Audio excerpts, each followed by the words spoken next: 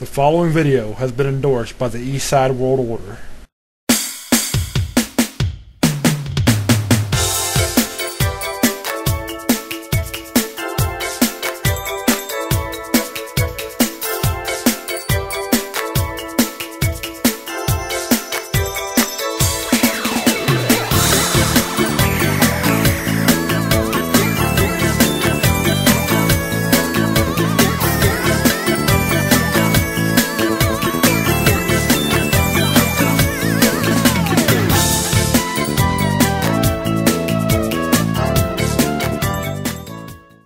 Sup guys, DarkScreen217 here, and for my next manga review, I'm going to review a series that might be a little obscure. It's a shonen fandom harem romantic comedy English manga called Alley House. Yes, this manga is in fact an American-made manga written by Adam Arnold, with artwork done by, and I'm sorry if I butchered the name, Shie? It was originally a 36-episode webcomic series, and then 7 Seas Entertainment published and re-released it as a 4-volume manga series with some changes and alterations to the artwork and characters. The storyline goes like this.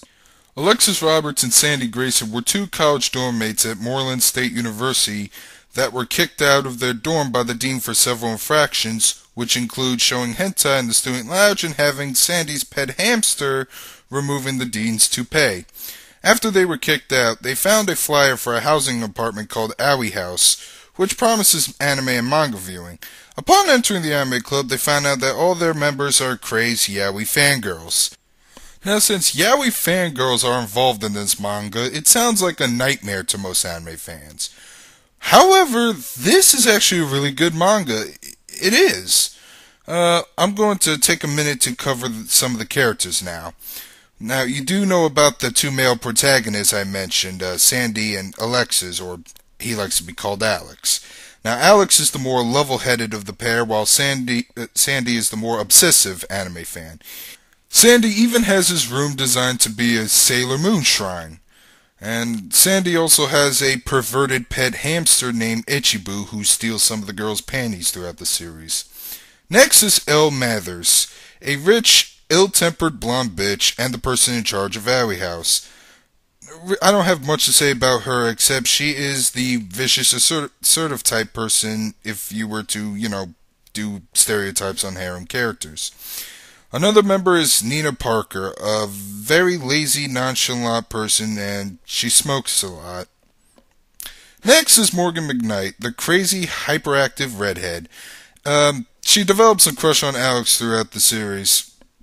Then there's Jessica Kim, a Korean-American woman who wishes to be a nurse, and she is often seen wearing a nurse outfit from time to time. She happens to be very playful and motherly, especially to Sandy. And last but not least is Maria Ortega, a shy, bussy woman that wears glasses. She joins the club the same time Alex and Sandy do. Now, that's all the main characters that I wanted to talk about. And, you know what? I do like them all except for Elle at times. She is a real hard ass.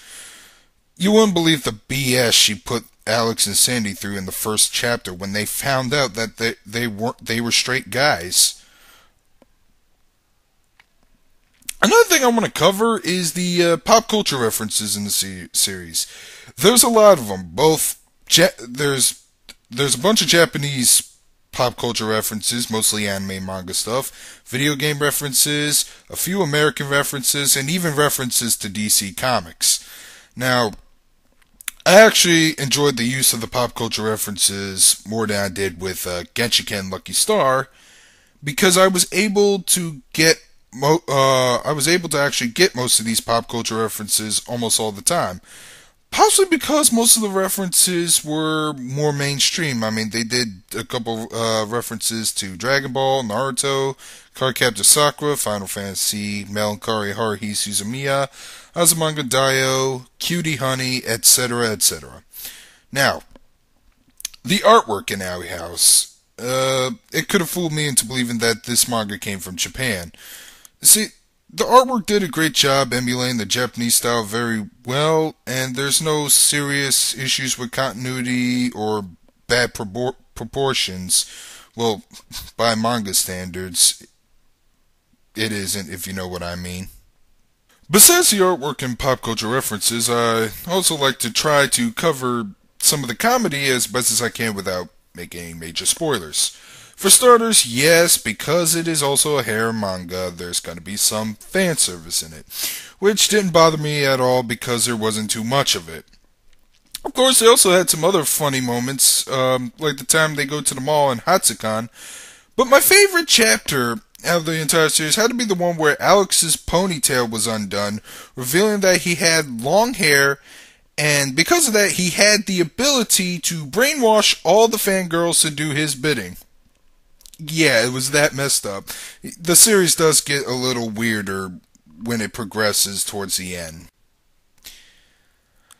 My only problem with this manga is that I just wish it was a little bit longer. I mean, if you were to read the whole series from start to finish, you'd be done with it in roughly 2 to 3 hours. But that's my only major beef with the manga.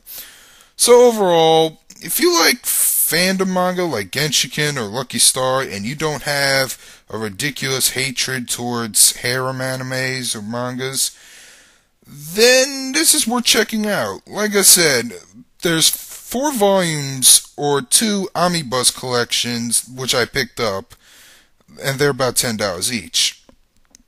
I give Owie House an A.